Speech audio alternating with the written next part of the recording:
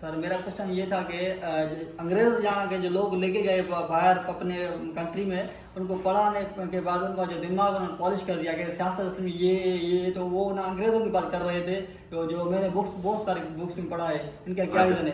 لیکن یہ اسٹوڈنٹس کے یہ ایک بڑا کوشچن ہوتا ہے کہ یہ جو 1800 اور 1900 کے اندر جو جس طریقے سے انگریزوں نے ایک بریڈ پیدا کی مسلمانوں کے اندر، انڈینس کے اندر، وہ جو ہے انہوں نے اس طرح سے بنائے کہ وہ انڈیا سے زیادہ وفادار نہیں، اور مسلمانوں سے اور ہندوؤں سے زیادہ وفادار نہیں، بلکہ انگریزوں سے زیادہ وفادار ہے. اچھا، اس کی ایک پوری سائنس ہے، اس کی پوری ہسٹری ہے، اور اس کو سائیکولوجیکلی انہوں نے پلے کیا ہے. اس آدمی کا نام تھا، جس آدمی نے پالیسی امپلیمنٹ کی تھی، اس کا نام تھا لارڈ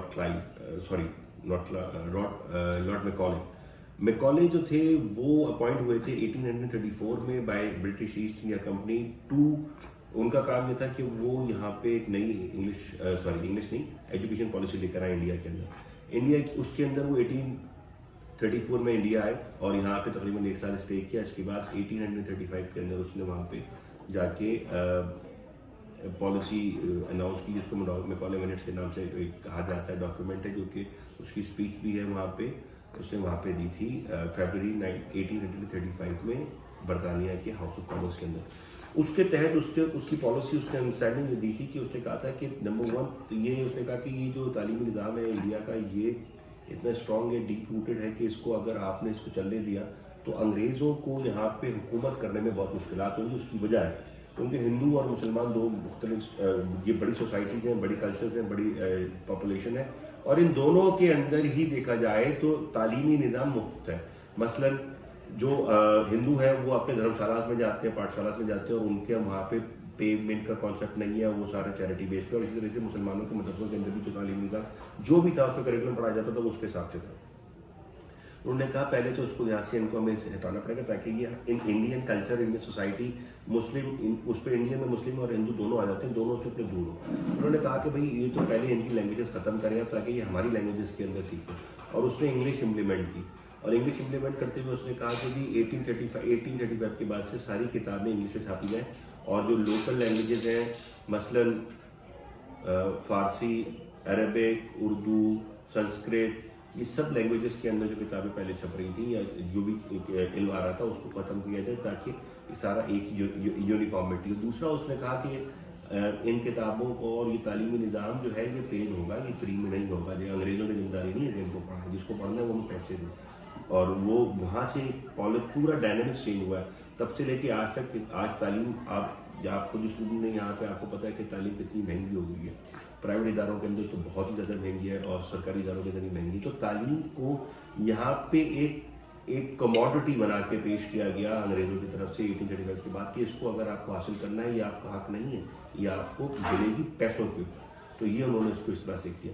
اب یہ جو امپورٹنٹ بات ہے کہ انہوں نے انگلش، اور ان کا ایکچولی میکالے کا یہ ویژن یہ تھا کہ ہمیں انڈیا کے اندر ایک ایسی جنریشن پیدا کرنی ہے کہ جو نظریاتی اعتبار سے، سوچ کے اعتبار سے انگریز ہو، لیکن شکل صورت کے حساب سے انڈین ہو.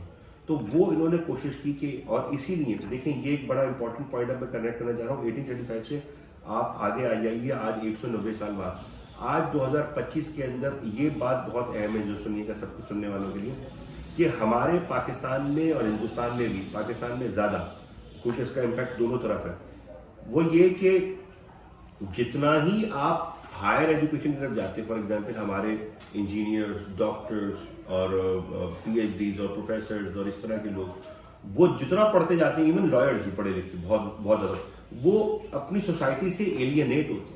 تو ہمارا اعلیٰ تعلیمی نظام ہمارے اپنے کلچر سے اپنے آپ کو دور کر رہا ہے. انہوں نے ہماری فارسی ختم کی جو کہ ہماری کمپلسری پڑھائی جاتی تھی، وہاں پہ ہندوستان میں سنسکرت پڑھائی جاتی ہے، وہ ختم کی.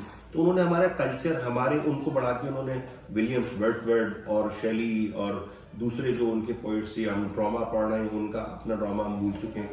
تو وہ سارا کا سارا انہوں نے کلچر کے اندر ہمارے انفیوز کیا ہے تاکہ وہ ہم سے اپنے آپ کو، ہمارے ہی خود ہم سے، ہمارے تھرو ہمارے اوپر ہی کنٹرول کرے. اور انہوں نے پھر وہ ایک بیوروکریٹک ایلیٹ کریٹ کی جو کہ ہندوستان کے اندر تعلیمی جو ہندوستان مطلب سب کانٹیننٹ 47 سے پہلے، 47 کے بعد انڈیا الگ اور پاکستان الگ، انہوں نے اس کو اس طرح سے یوٹیلائز کیا کہ وہ اپنا حکومت یہاں پہ طویل ترین کر سکے. تو یہ ہے آپ کا ایک سوال کا ایک پورا ایک جامع آنسر کہ ہندوستان کے اندر انہوں نے باقاعدہ یہ پالیسی اور یہ باتیں اس نے لکھی ہوئی ہیں.